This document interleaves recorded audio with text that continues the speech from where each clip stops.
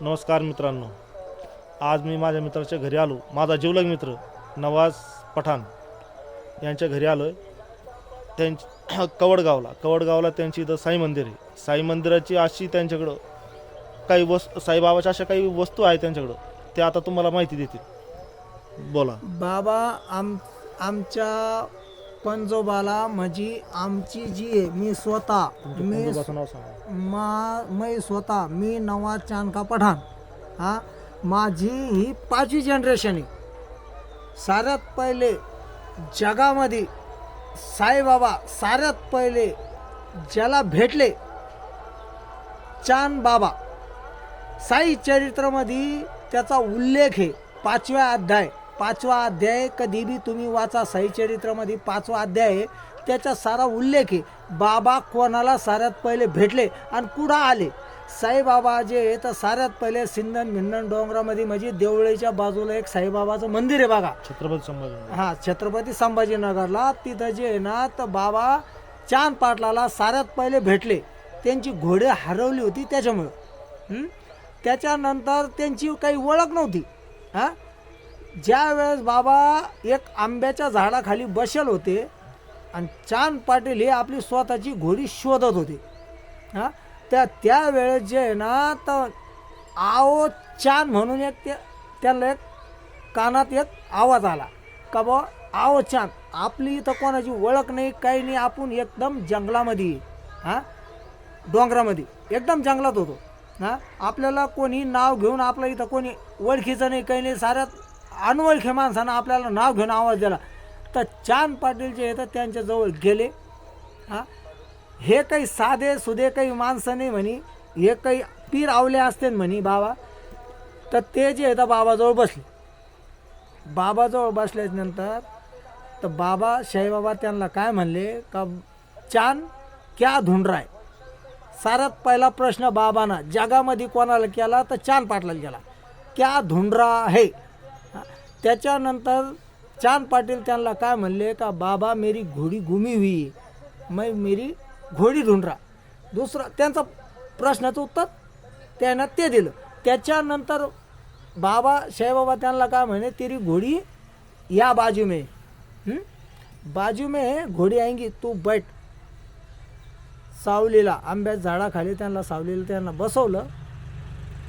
त्यांची इच्छा झाली पाणी प्यायचं. तर बाबांना चिमटा मारला जमिनीला, तिथून पाणी उत्पन्न केलं. त्याच्यानंतर पाणी पिले.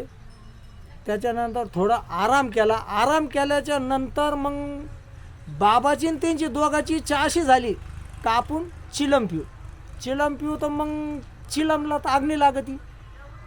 बाबांना दुसरा चिमटा मारला तर अग्नी उत्पन्न केली त्या याच्या आंब्याच्या झाडाखाली. आज बी जिवंत आहे ते झाड. आंब्याचं झाड जे आहे तर आज बी जिवंत आहे.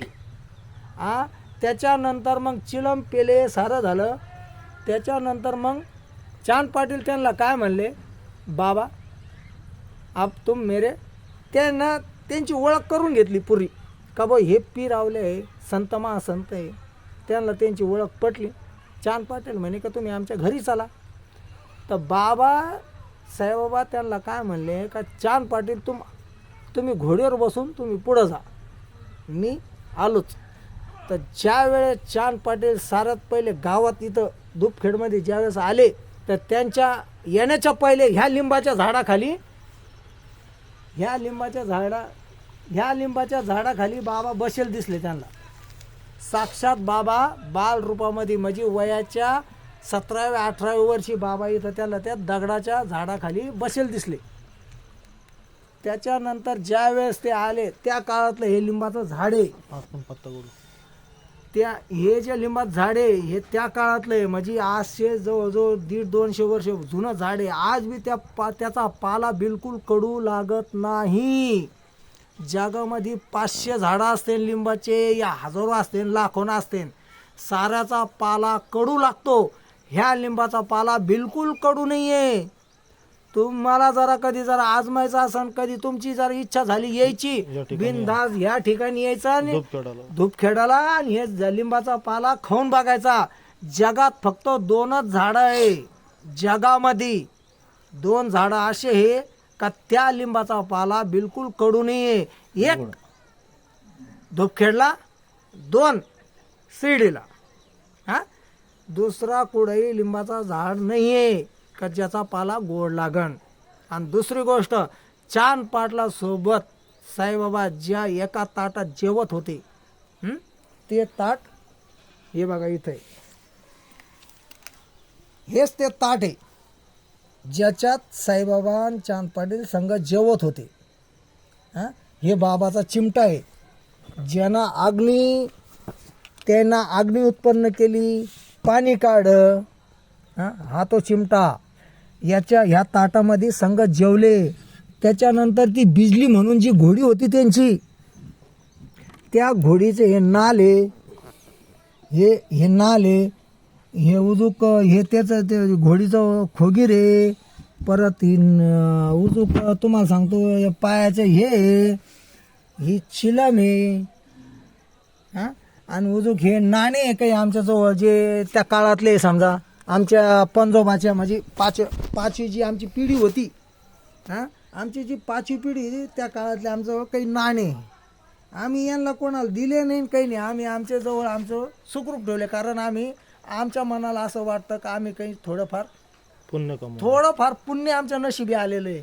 त्याच्यामुळे आम्ही ते सांभाळून ठेवलेलं. आम्ही कोणाला दिलं नाही काही नाही. मित्रांनो, सांगायचं तात्पर्य असं की तुम्हाला जर काही वस्तूचं दर्शन करायचं असेल साईबाबाच्या, तर बिनघोर धूपखेड्याला यायचं.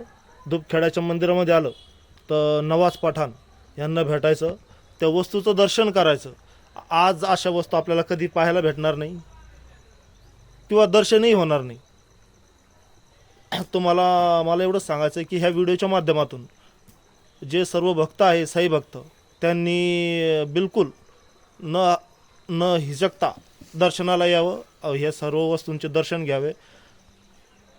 जर व्हिडिओ आवडला मित्रांनो, जर व्हिडिओ आवडला, याच्यात तुम्हाला काही चांगलं वाटलं तर व्हिडिओला लाईक करा, शेअर करा, सबस्क्राईब करा. धन्यवाद. याच्यात काहीही बनावट काम नाही आहे. जे आहे ते खरं आहे, याच्यात डुप्लिकेटपणा काही नाही. जय हिंद, जय महाराष्ट्र.